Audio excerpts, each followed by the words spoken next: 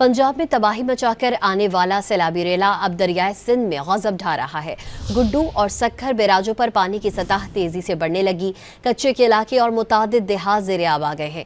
नौशेरो फिरोज में सैलाबी पानी गांव मर्दान चांडियों में दाखिल होने से मकीन फंस गए। सेहवन में 25 से ज्यादा कच्चे के इलाके पानी की लपेट में हैं।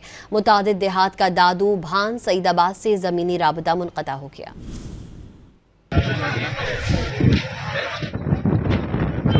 पंजाब में तबाही मचाकर आने वाले सैलाबी रेले ने सिंध में भी कच्चे के इलाकों और देहात को डुबोना शुरू कर दिया। मुतासरीन की अपनी मदद आप के तहत महफूज मकामात पर मुंतकिली का सिलसिला जारी है। उबाड़ों में पानी दाखिल होने पर रेड अलर्ट जारी कर दिया गया। दरिया सिंध में सक्कर के मकाम पर पानी की सतह में इजाफा हो गया, जिससे कच्चे के इलाके ज़ेर-ए-आब आ गए। मुतादिद देहात में पानी दाखिल होने पर मुतासरीन का इनखला जारी है। इंतजामिया की जानिब से अवाम से कच्चा छोड़कर महफूज मकामात पर मुंतकिल होने की अपीलें की जा रही हैं।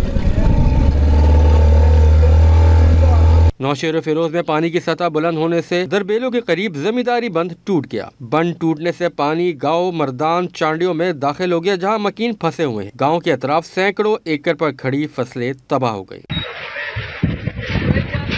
कश्मीर में दरियाए सिंध गुड्डू बैराज पर दरमियानी दर्जे की सैलाबी सूरत हाल बरकरार है। गुज़िश्ता 12 घंटे के दौरान गुड्डू बैराज में पानी की आमद में 7,352 क्यूसेक का इजाफा हुआ। पानी की सतह में इजाफे से कच्चे का इलाका मुकम्मल ज़ेर-ए-आब आ गया। कपास समेत दीगर फसलें तबाह हो गई। कच्चे में सैलाबी सूरत हाल होने के बायस माल मवेशी का चारा भी खत्म हो गया।